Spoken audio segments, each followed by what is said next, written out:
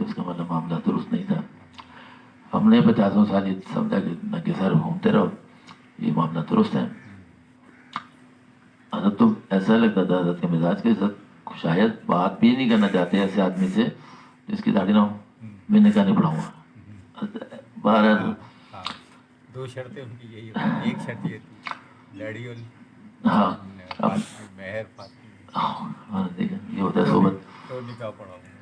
اب بھائی ایسے سے بھی جب ہم نماز کے بعد تعارف کراؤں گا تو ٹھیک.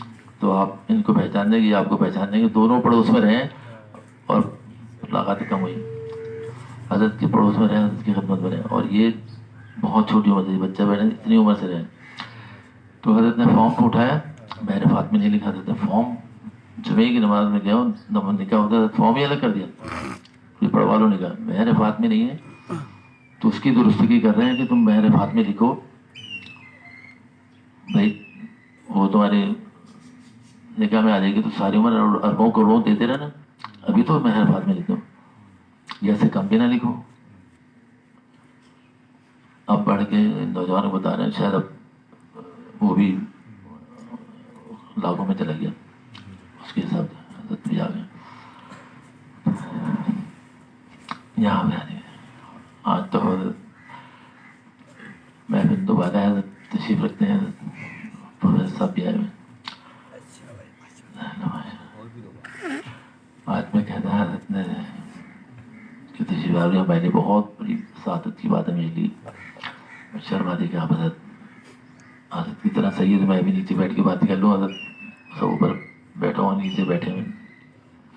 اور بار بار میں حضرت سے کہتا ہوں کہ اتنا بے تکلف کر دیا ڈاکٹر صاحب نے کہ کہیں ادب کے دائرے سے نہ نکل جائیں.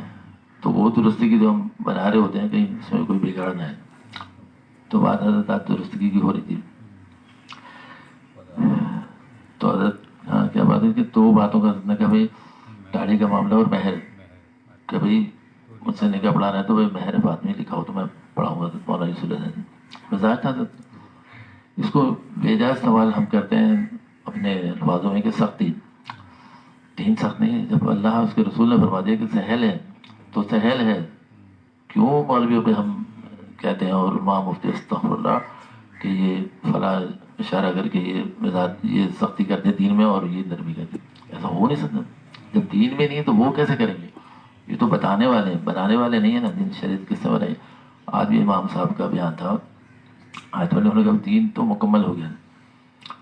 خود اعلان قرآن میں اللہ سے فرماتے کہ آپ سے انہوں نے کہ دین مکمل ہو گیا. اب آپ جو مت ہے اور آپ اس کی اقوال سے اور سب سے کریں گے. اور آج تک ہم سنتیں پہ عمل کر رہے ہیں، پڑھ رہے ہیں، لکھ رہے ہیں، اس میں عمل ہو رہا ہے، وہ تو مکمل ہو گیا. اب کمی ہمارے اندر ہے. جو بھی بات ہوئی تھی درستی کی ہمیں اپنی کرنی ہے. ڈاکٹر صاحب بیٹھے ہیں. آج تو آپ حضرات کی بہت برکات ہیں.